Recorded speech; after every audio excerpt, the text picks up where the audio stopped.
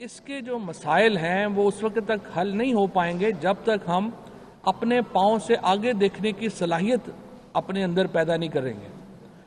جو ہمارا ایک بنیادی مدعا رہا ہے جمہوریت کے حوالے سے، وہ انتخابات کے اوپر اور انتخابات کے جو نتائج ہیں ان کے اوپر اعتماد کا ہے۔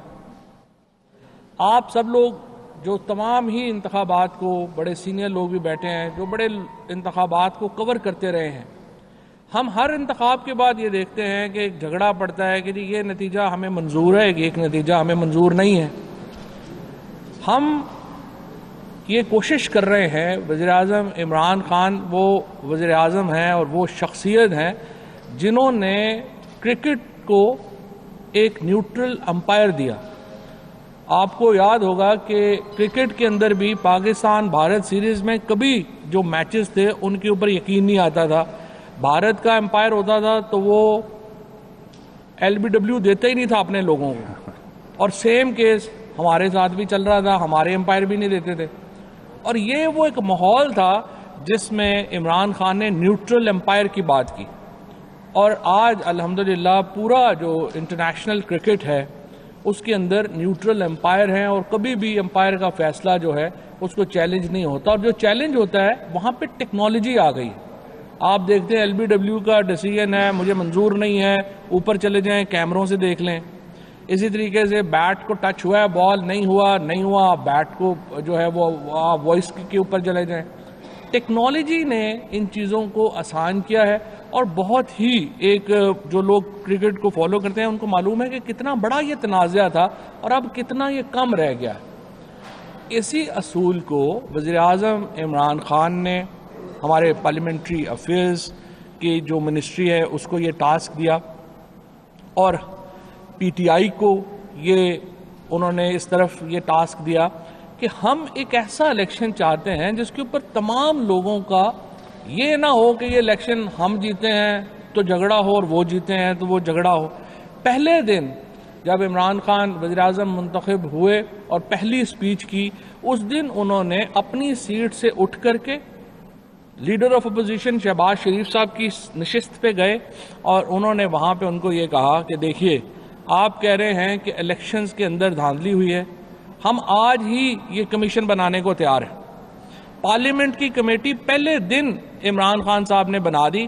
یہ کمیٹی بنانے کے لیے پچھلی دور حکومت میں 4 سال لگے تھے، دھرنے دینے پڑے، کمیشن دینے پڑے، پورا احتجاج ہوا، 4 سال لگے یہ کمیٹی بنانے میں، ہم نے پہلے دن بنا دی۔ اس کے بعد اس کمیٹی کے کوئی 30-32 اجلاس ہوئے۔ ان اجلاسوں میں کیا کہا گیا؟ نمبر 1، PMLN کہہ رہی تھی کہ یہاں پہ جو RTS سسٹم ہے وہ بیٹھا ہے اور ہمارے ساتھ دھاندلی ہوئی ہے۔ ان کو یہ کہا، پرویز خٹک صاحب تھے، شفقت محمود صاحب تھے، میں اس کمیٹی میں تھا، ہم نے کہا جی کہ جن حلقوں میں RTS سسٹم بیٹھا ہے اور آپ کا خیال ہے کہ وہاں پہ الیکشن میں دھاندلی ہوئی ہے، ان حلقوں کی تفصیل دے دیں۔ ایک حلقے کی تفصیل جو ہے اس کمیٹی کے سامنے نہیں آئی۔ پھر انہوں نے کہا کہ بہت سارے حلقے ایسے ہیں جہاں پر جو فارم 45 ہوتا ہے وہ غائب ہو گئے، اور وہ حلقے جو ہیں وہاں پر جو فارم 45 تھا وہ ROs کے پاس پہنچا نہیں۔ ہم نے کہا ان حلقوں کی تفصیل دے دیں، کوئی تفصیل نہیں آئی۔ پھر ہم نے الیکشن کمیشن کے پاس جو انتخابی عذرداریاں فائل ہوتی ہیں ان کا ریکارڈ منگوایا، تو پتہ یہ چلا کہ پورے پنجاب میں 25 انتخابی عذرداریاں فائل ہوئیں۔ ان میں سے 13 PTI کے لوگوں نے کی ہوئی تھیں، 11 PMLN کے لوگوں نے کی ہوئی تھیں۔ لہٰذا صرف میڈیا کے بل کے اوپر یہ نیریٹو بنانا، یہ بیانیہ بنانا کہ انتخابات میں دھاندلی ہوئی ہے، یہ ایک وتیرے کے طور کے اوپر استعمال کیا جاتا ہے۔ اور اس کے بعد ابھی بھی جو انتخابات ہوئے ہیں، ابھی جو الیکشن ہوا ہے کراچی میں، اس میں دوبارہ کون کہہ رہا ہے کہ دھاندلی ہوئی؟ PMLN کہہ رہی ہے دھاندلی ہوئی، اور کس کو کہہ رہے ہیں دھاندلی کی؟ پیپلز پارٹی کو کہہ رہے ہیں دھاندلی کی۔ اسی طریقے سے سینٹ کے الیکشنز ہوئے، ہم نے پورا زور لگا لیا کہ اس الیکشن کو ہم اوپن ووٹ کرتے ہیں. یہ اوپن ووٹ کیا تھا؟ یہ وہ ووٹ تھا جو 2006 میں چارٹر آف ڈیموکریسی میں بے نظیر بھٹو شہید اور نواز شریف نے آپس میں طے کیا تھا کہ یہ ووٹ اوپن کیا جائے گا. 2015 میں پی ایم ایل این یہ لیجسلیشن لے کے آئی تھی, قانون سازی لے کے آئی تھی کہ یہ ووٹ اوپن کیا جائے گا. اسی اصول کے اوپر جو خود پیپلز پارٹی اور پی ایم ایل این نے رکھا کہ ہم سینٹ کا ووٹ اوپن کرتے ہیں. ہم نے جب کہا, وزیر اعظم عمران خان نے جب کہا کہ آئیے آپ نے جو بات کی تھی وہ درست کی تھی, آئیے اس کو اوپن کرتے ہیں, یہ 180 ڈگری کے اوپر واپس پھر گئے اور انہوں نے کہا جی ہم نے اوپن نہیں کرنا. اور اس کے بعد جو یوسف رضا گیلانی صاحب کو, جو میرا ان کا احترام ہے, جس طریقے سے ان کو الیکشن جتوایا گیا اور جس طریقے سے وہ پھر سینیٹر بنے, اور پھر جب وہ چیئرمین سینٹ نہیں بن سکے, یہ کہانی ساری آپ کے سامنے. اگر آپ اصلاحات کے لیے تیار نہیں ہیں, اگر ہم نے صرف ہر الیکشن کے بعد رونا دھونا ہے کہ لٹ گئے, مر گئے, برباد ہو گئے, یہ نتیجہ صحیح نہیں آیا, فلانے نے یہ کر دیا, فلانے نے یہ کر دیا, تو پھر تو دیکھیں آپ کی سیاسی ترقی رک جائے گی, آپ کی جمہوری ترقی رک جائے گی, آپ آگے نہیں جا سکیں گے. اس لیے عمران خان کا جو نظریہ وہ یہ ہے کہ آئیے مل کر اصلاحات کرتے ہیں. پھر درمیان میں بارہا یہ بات کہی گئی کہ دیکھیں جی وزیر اعظم خود نہیں کہہ رہے, باقی لوگ کہہ رہے ہیں, آپ وزیر اعظم نہیں کہہ رہے. وزیر اعظم صاحب نے اسپیکر صاحب کو خط لکھا, انہوں نے کہا کہ آپ تمام جو ہماری جماعتیں ہیں ان کو اکٹھا کریں اور انہیں کہیں کہ آئیے ہمارے ساتھ اصلاحات کریں. اس کے بعد پرائم منسٹر صاحب نے براہ راست ٹویٹ کی, براہ راست انہوں نے بیان جاری کیا کہ اس کے اوپر حکومت اور اپوزیشن کو مل کے آگے بڑھنا چاہیے. اب ہم جب آگے بڑھنا چاہ رہے ہیں تو ایک دفعہ پھر اس میں کون رکاوٹ ڈال رہا ہے؟ ہم انتخابی نظام میں اصلاحات تجویز کر رہے ہیں. ہم کیا کہہ رہے ہیں, جو ابھی جس کی تفصیل ابھی ڈاکٹر بابر اعوان صاحب بھی آپ کے سامنے رکھیں گے, ہم اس کو ماڈرنائز کرنا چاہ رہے ہیں. ہم الیکٹرک ووٹنگ مشین اس میں لانا چاہتے ہیں جس سے کہ ریزلٹس جو ہیں رات 12 بجے تک نہ رکے رہیں, بلکہ پولنگ کے بعد اگلے 20 منٹ میں 25 منٹ میں نتیجہ آپ کے پاس ہوگا. اسی طریقے سے ہم جو باقی اصلاحات اس میں تجویز کر رہے ہیں وہ تمام وہ ہیں جس کے نتیجے میں انتخابی عمل کے اوپر عوام کا, سیاسی جماعتوں کا اور انٹیلیجنشیا کا اعتماد بڑھے گا. اگر اب آپ کو آفر کون کر رہا ہے مذاکرات کی؟ وزیر اعظم صاحب کر رہے ہیں, اس کے بعد اسپیکر نیشنل اسمبلی جو ہے وہ کر رہے ہیں, اس کے بعد آپ کو حکومت کے وزراء یہ بات کر رہے ہیں. آپ یہ کہتے ہیں کہ ہم بات چیت کے لیے بھی تیار نہیں ہیں اور الیکشن کمیشن جو ہے وہ اصلاحات کا بیڑا اٹھائے. مجھے آپ بتائیے, کبھی کوئی سیاسی جماعت یہ کہے گی کہ پارلیمنٹ کو انڈرمائن کریں؟ پارلیمنٹ کی کوئی حیثیت نہیں ہے, لیکن الیکشن کمیشن کو ہم کہیں کہ وہ آگے آ کے لیجسلیشن کرے اور اصلاحات کرے. کبھی کوئی سیاسی جماعت آپ نے ایسی سنی ہے جو کہ یہ بات کرے گی؟ ہر سیاسی جماعت جو ہے, ہر وہ شخص جو الیکشن لڑتا ہے, اس کا کام تو یہ ہوگا کہ وہ پارلیمان کو مضبوط کرے. اور جو یہ نعرہ کچھ دنوں پہلے لگا رہے تھے کہ ووٹ کو عزت دو, وہ ووٹ کو عزت تب ملے گی جب پارلیمان کو عزت ملے گی. آپ کہہ رہے ہیں کہ ہمارے پارلیمان کی کو کوئی حیثیت نہیں دے, اور وہاں پہ چونکہ وزیر اعظم ہماری مرضی کا نہیں ہے لہٰذا وزیر اعظم کو نہیں, ہم الیکشن کمیشن کو اختیار دے دیں. اس کے نتیجے میں ایک بحران پیدا ہو جاتا ہے جب آپ کی یہ اس طرح کی بات اگر آپ کریں کہ آپ کو پارلیمان کے اوپر اعتماد نہیں ہے. اور دوسری بات, شہباز شریف صاحب نے, شاہد خاقان عباسی صاحب نے, احسن اقبال صاحب نے, تینوں نے ای وی ایم مشینز کو دیکھا بھی نہیں, انہوں نے اس ٹیکنالوجی کو سمجھنے کی بھی کوشش نہیں کی, اور انہوں نے کہا کہ ہم اس کو نہیں مانیں گے. بھائی آپ اس کو دیکھیں, اس کو پرکھیں, بلکہ اپنی ایک ٹیکنیکل ٹیم کریٹ کریں جو کہ ان سائنٹسٹ کے ساتھ, ماہرین کے ساتھ بیٹھے. اور یہ جو پاکستان کے سائنٹسٹ ہیں, پاکستان کے انجینئرز ہیں, یہ ہمارا فخر ہے. آپ ہر آدمی کو اس طرح سے کنٹروورشل نہ کریں. یہ جو لوگ ہیں جنہوں نے یہ کریٹ کیا ہے technology, I am so proud of them. اس سے پہلے جب میں منسٹر سائنس اینڈ ٹیکنالوجی تھا اور مجھے اپنے سائنٹسٹ کے ساتھ, انجینئرز کے ساتھ جو کام کرنے کا موقع ملا, اپنے اساتذہ کو جو کہ یونیورسٹیز میں ٹیکنالوجیز کو دیکھ رہے ہیں پڑھا رہے ہیں, آئی am so proud of them. جس قسم کا کام یہ لوگ کر رہے ہیں, انفارچونیٹلی ہم اس کو برانڈ نہیں کر سکے. ادروائز پاکستان کے اندر جو ٹیلنٹ ہے, ہماری جو ینگسٹرز جو بچے بیٹھے ہوئے ہیں اس وقت یونیورسٹیز میں جو پڑھ رہے ہیں ٹیکنالوجیز, یہ کمال کا کام کر رہے ہیں. سو میری درخواست یہ ہوگی ڈاکٹر بابر اعوان صاحب اس کو جو ہے وہ تفصیل سے آپ کے سامنے وہ ریفارمز ایجنڈا رکھیں گے, اور ہم آگے کیا کرنے جا رہے ہیں وہ ایجنڈا جو ہے وہ رکھیں گے. اور اس کو میں دوبارہ اپوزیشن سے یہ کہنا چاہوں گا, ہمیں علم ہے کہ ساری عمر آپ پرچیوں ہی کی سیاست کرتے رہے ہیں اور پرچیوں سے ہی آپ نے ہمیشہ جو ہے وہ اقتدار لیا ہے, لیکن اب ملک کا انٹرسٹ یہ ہے کہ ہم پرچیوں سے باہر نکلیں اور نئی اور جدید اصلاحات جو ہے وہ انتخابی نظام میں متعارف کرائیں. ڈاکٹر بابر اعوان صاحب. بسم اللہ الرحمن الرحیم.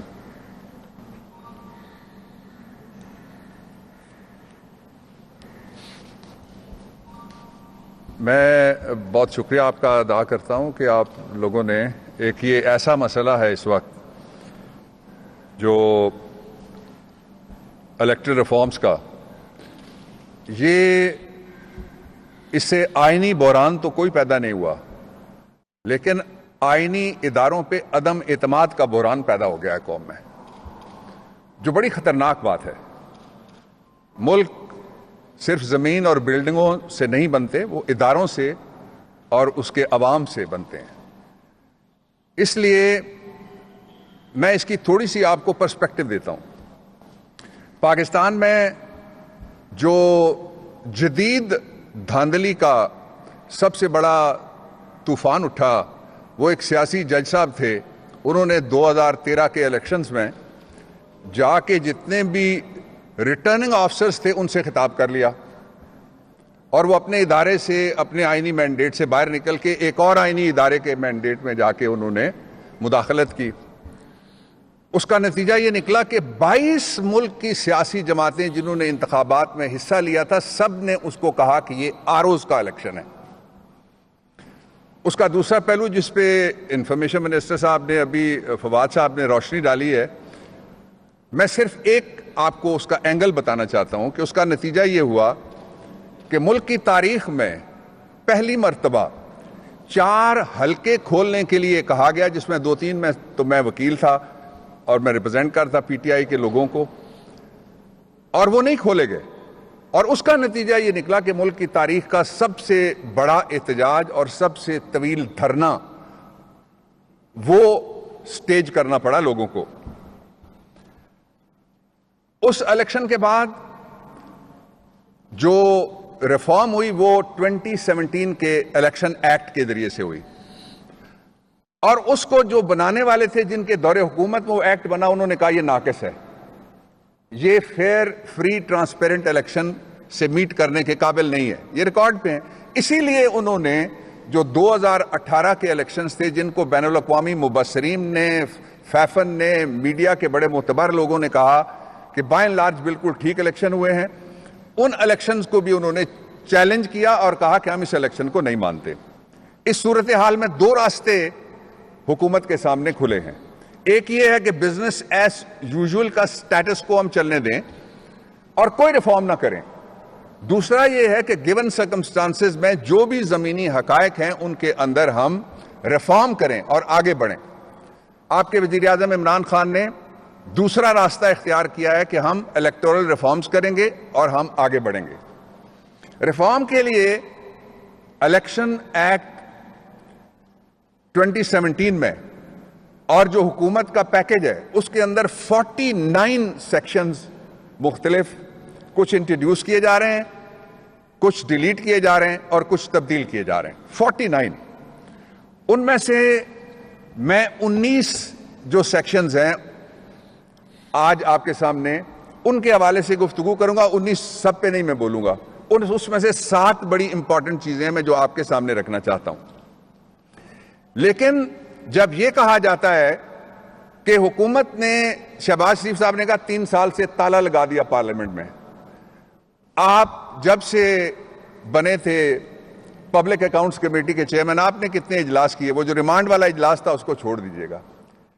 ہر اجلاس منعقد ہوا ہے اور ہم نے اپنی گورنمنٹ کے پچھلے جو 2 سال تھے اس میں جو آئینی عرصہ دیا ہوا ہے پارلیمنٹ کا کہ وہ بیٹھے گی، کووڈ کے باوجود، مشکلات کے باوجود، اور بڑی تعداد پہ جو پارلیمنٹیرینز اور منسٹرز اور عملہ تھا ان کے انفیکشن لگنے کے باوجود بھی ہم نے وہ ٹائم مقرر کیا. آپ نہیں تشریف لائے، یہ آپ کی مرضی تھی، لیکن اب ہم آپ کو دعوت دے رہے ہیں کہ آپ ضرور تشریف لائیے گا.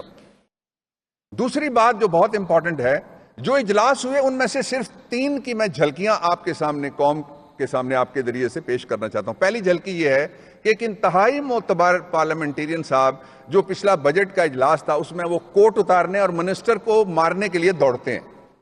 یہ جمہوریت کا حسن تھا. اس کے بعد پھر ووٹ کی جو عزت تھی اس کی بحالی کا جب مرحلہ آیا تو ایک سابق پرائم منسٹر صاحب وہ غصے میں آگ سے بھرے ہوئے بولتے ہوئے چلے گئے اور جا کے انہوں نے اسپیکر کو، جو کسٹوڈین ہے کانسٹیٹیوشنل اوتھ ہے جس کی، اس کا مائک چھیننے کے لیے انہوں نے مائک اٹھا لیا. یہ جمہوریت کا دوسرا حسن تھا. اور تیسرا یہ ہوا کہ ایک وزیر اعظم صاحب کھڑے ہوتے ہیں فلور آف دی ہاؤس پہ، یہ دنیا کی تاریخ کا پہلا جملہ ہے کہ انہوں نے کہا میں جوتا مارنا چاہتا ہوں کسٹوڈین کو.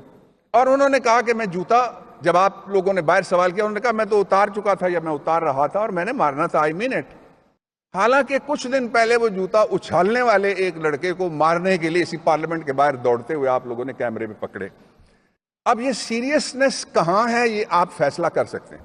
یہ میں بات اس لیے کر رہا ہوں کہ پرائم منسٹر صاحب سے جو تازہ ترین بھی میری بات ہوئی ہے اس میں بھی انہوں نے کہا ہے، اور پچھلی جو کیبنٹ کی تازہ ترین ہماری میٹنگ تھی اس میں بھی انہوں نے کہا کہ ہم اب اس کو پوری قوم کے سامنے، سب سے پہلے ہم اس کو لے کے جا رہے ہیں جو پاکستان کی سول سوسائٹی ہے ان کے ساتھ انٹریکٹ کریں گے، ان کو ہم بریفنگز دیں گے، ان کو ہم اپنا یہ جو ریفارم کا ایجنڈا ہے وہ دکھائیں گے. پھر ہم APNS CPNE آپ کے ساتھ ساتھ جو آپ کے پریس کلبز ہیں ان کے جو آپ لیڈرز ہیں، کرتا درتا ہیں، جو آپ اس کے رکن ہیں، اس کے ساتھ ہی ہم بار کاؤنسلز اور بار ایسوسیشنز اور ہر وہ حلقہ جو اس میں کسی طریقے سے واچ ڈاگ کا یا انٹرسٹڈ ہے، سٹیک ہولڈر ہے پاکستان کے پارلیمانی نظام کو بہتر کرنے کے لیے، اس کو بھی ہم شامل کریں گے. میں اب آپ کو 3 ریفارمز پہلے بتاتا ہوں جن کے بارے میں ساری سیاسی جماعتوں نے لکھ کے کئی دفعہ کہا اور بول کے اس سے زیادہ دفعہ کہا. پہلا ریفارم ہے جو الیکشن کے اندر دھاندلی ہوتی ہے. پاکستان میں دھاندلی ہوئی، کوئی پروف پیش نہیں کر سکا، الزام لگا دھاندلی ہوئی. 2018 19 20 اور آج 21 ہے، کوئی ایک وہ کیس جو آپ نے کسی ٹریبونل میں فائل کیا وہیں جا کے دھاندلی کا ثبوت آپ دیتے، کوئی ثبوت آپ کے سامنے نہیں آیا، لیکن نعرے لگ رہے ہیں ابھی تک کہ دھاندلی ہوئی. اسی طرح کا ایک ماحول بنانے کی کوشش کی پریزیڈنٹ ٹرمپ نے امریکہ کے اندر، اور انہوں نے ایک عدالتی مہم بھی چلائی اور ایک سڑکوں پہ بھی مہم چل گئی وہاں. اس کا نتیجہ کیا نکلا؟ جب جس حلقے کی وہ بات کرتے تھے، جس کاؤنٹی کی بات کرتے تھے، جس اسٹیٹ کی وہ بات کرتے تھے، اس کا نتیجہ جب کھولا جاتا تھا تو وہاں الیکٹرانک ووٹنگ، EVMs کے ذریعے سے الیکٹرانک ووٹنگ ایک، اور دوسرا نیٹ کے ذریعے سے اور مختلف الیکٹرانک ذرائع سے ووٹنگ ہونے کی وجہ سے ایک الزام بھی وہ اپنا ثابت نہیں کر سکے، اور جو دھاندلی کی تحریک تھی اس میں سے ہوا نکل گئی. پاکستان کے پاس 2 آپشن ہیں کہ ہم کبھی اپنے ووٹ پہ اعتبار نہ پیدا ہونے دیں اور ووٹنگ کرانے والے اداروں پہ بھی پیدا نہ ہونے دیں اعتبار. دوسرا آپشن یہ ہے کہ وہ اعتبار پیدا کرنے کے لیے ہم دروازے کھولیں آئینی اور قانونی ترامیم کا. تو جو پرائم منسٹر کا ویژن ہے اس کے مطابق ہم نے جو الیکٹرانک ووٹنگ ہے ان کے استعمال کے لیے الیکشنز میں سیکشن 103 اس کو ہم امینڈمنٹ کر رہے ہیں. یہ پہلی بڑی ریفارم ہوگی پاکستان کی تاریخ میں. اور اس سے پہلے آپ کو یاد ہے کہ جب کچھ جگہ پہ الیکشن کمیشن آف پاکستان نے اس کو آزمایا بھی تھا، اور جو Lahore high court bar association if I'm not forgetting تو اس کا 4تھا سال ہے، وہ الیکٹرانکلی ووٹنگ ہوتی ہے، بڑے کانٹیسٹ ہوتے ہیں. جو پہلا الیکشن تھا اس میں جھگڑا پیدا ہوا، ری کاؤنٹ ہوا، عدالت میں بھی گیا اور وہ سیٹل ہو گیا، اس لیے کہ اس کے پیچھے بیک اپ تھا۔ اب جو ابھی کہہ رہے تھے فواد صاحب، ہم آپ کو بلائیں گے، آپ کو ہم وہ سسٹمز دکھائیں گے جو پی ٹی آئی نے نہیں بنائے، جو آپ کے قومی اداروں نے بنایا، بین الاقوامی اداروں نے بنائے ہوئے ہیں۔ اس میں سے جو چوائس کرنا ہے وہ آپ خود دیکھیے گا کہ ہم اسی طرح سے ہے وائر الیکشن ہونے دیں جن میں کوئی بھی آ کے کبھی ایک الزام آ جائے ڈسکا میں فائرنگ ہوگی، کبھی ایک الزام آ جائے کہ رات 11 بجے تک دیکھیے 249 میں کراچی میں وہاں بھی دھاندلی ہوتی رہی۔ اس کو ہم ختم کرنا چاہتے ہیں۔ دوسرا بڑا ریفارم ہے کہ پاکستان سے باہر پاکستان کے پاس جو زر مبادلہ ہے اس کا سب سے بڑا ذخیرہ دینے والے جو اوورسیز پاکستانیز ہیں ان کو ہم رائٹ آف ووٹ ایکسٹینڈ کرنے کے لیے سیکشن 94 میں امینڈمنٹ لا رہے ہیں۔ یہ دوسری بڑی ریفارم ہے۔ یہ ساری سیاسی جماعتوں نے وعدے کیے ہوئے ہیں، اور جو بلکہ ریجن یا مذہب یا کسی اور بنیاد کے اوپر بھی سیاست کرتے ہیں، جو ہی وہ بیرون ملک جاتے ہیں وہ ان کو کہتے ہیں یار ہمارا کیا قصور ہے، ہم کما کے پاکستان کو پردیس میں سے بھیج رہے ہیں، ہمیں ووٹ کا رائٹ تو دو۔ آپ کے ملک میں افغانستان کے ووٹرز کو تو آپ رائٹ دیتے ہیں، امریکہ کے ووٹر کے لیے تو آپ رائٹ کریٹ کرتے ہیں، پاکستانی کو کیوں نظر انداز کرتے ہیں؟ اس پہ ہم ریفارم لا رہے ہیں۔ تیسری جو بڑی ریفارم ہے وہ یہ ہے کہ سیاسی جماعتوں کے اندر بھی جمہوریت نظر آنی چاہیے۔ اس کے لیے جو سیاسی جماعتوں کے اندر جمہوریت کے لیے ہم نے 2 ریفارمز تجویز کی ہیں۔ سیکشن 202 میں ایک ریفارم ہے، وہ یہ ہے سیکشن 202 کے مطابق کہ جو پولیٹیکل پارٹیز ہیں وہ 2000 کی بجائے 10,000 یعنی 22 کروڑ کی آبادی ہے ان کے ممبرز ہونے چاہیے، تب ان کو رجسٹر کیا جائے۔ پہلی شرط یہ، اور دوسرا جو پولیٹیکل پارٹیز ہیں یہ سیکشن نیا انٹروڈیوس ہم کر رہے ہیں 213A، اس کے مطابق ان کو پابند کیا جائے گا کہ وہ سیاسی جماعتیں اپنا سالانہ کنونشن منعقد کریں جس میں لوگ بول سکیں کہ وہ سیاسی جماعت کی کارکردگی کیا ہے، عہدیداروں کی کارکردگی کیا ہے، لیڈرشپ کا قبلہ کدھر جا رہا ہے، درست ہے یا نہیں ہے۔ یہ تیسری ریفارم تھی۔ چوتھی جو بڑی الیکٹرل ریفارم ہے وہ یہ ہے کہ جو پولنگ سٹاف کے حوالے سے ہمیشہ شکایات اٹھتی ہیں، تو جو پولنگ آفیسرز یا سٹاف لگایا جائے گا سیکشن 15 میں امینڈمنٹ کر کے ہم یہ پروویژن لا رہے ہیں کہ اس کو چیلنج کر سکے گا اگر کسی کو کوئی اعتراض ہے۔ مثال کے طور پہ اسجد ملی چیختے رہے وہاں جو آرو تھے ان کے بارے میں، لیکن کچھ نہیں ہو سکا۔ مفتاح صاحب بھی چیخ رہے ہیں کسی ایک عہدیدار کے بارے میں اور ٹیلی ویژن پہ بیٹھ کے کہہ رہے ہیں، لیکن وہ چینج نہیں ہو سکا۔ وہ بھی آرو کے بارے میں فواد صاحب بتا رہے ہیں۔ تو یہ جو اپوائنٹمنٹ آف پولنگ سٹاف ہے، officers and staff with in 15 days، اس اپوائنٹمنٹ کو چیلنج کیا جا سکے گا۔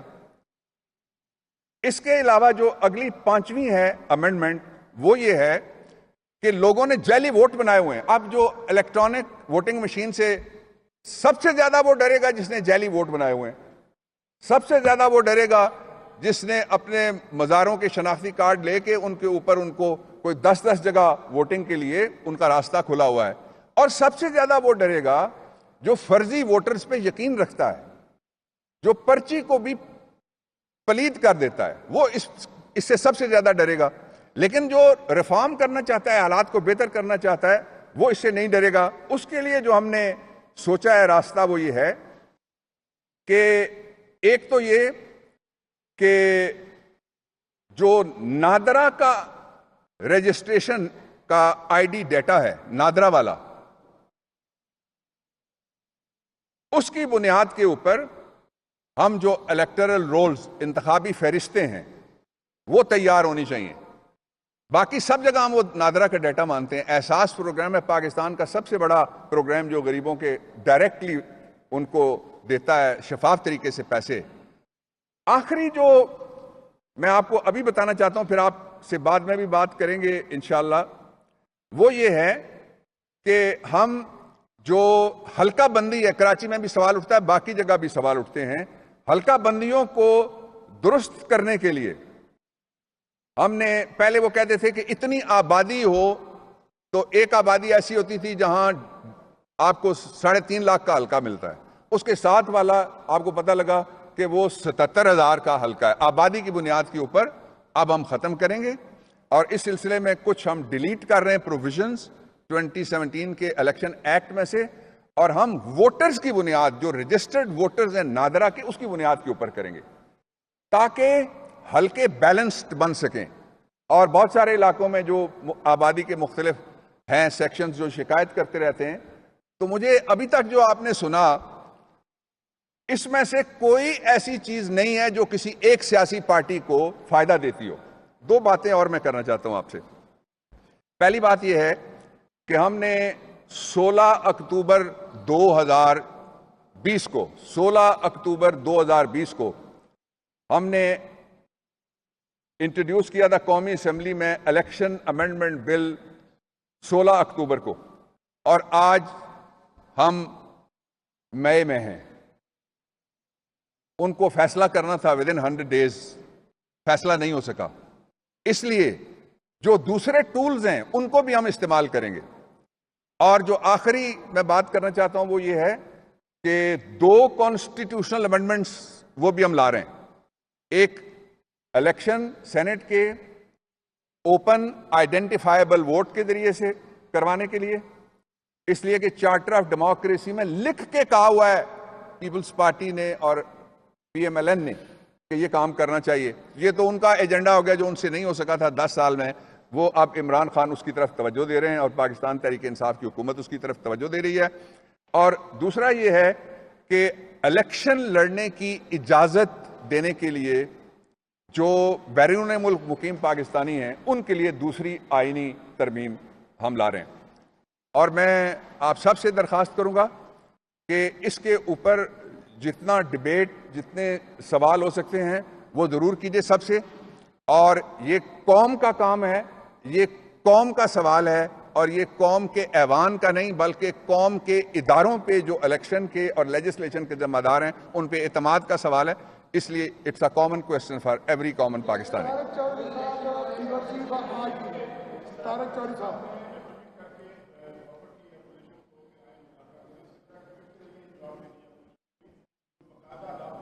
नहीं, प्राइम मिनिस्टर ने तो लेटर लिखा।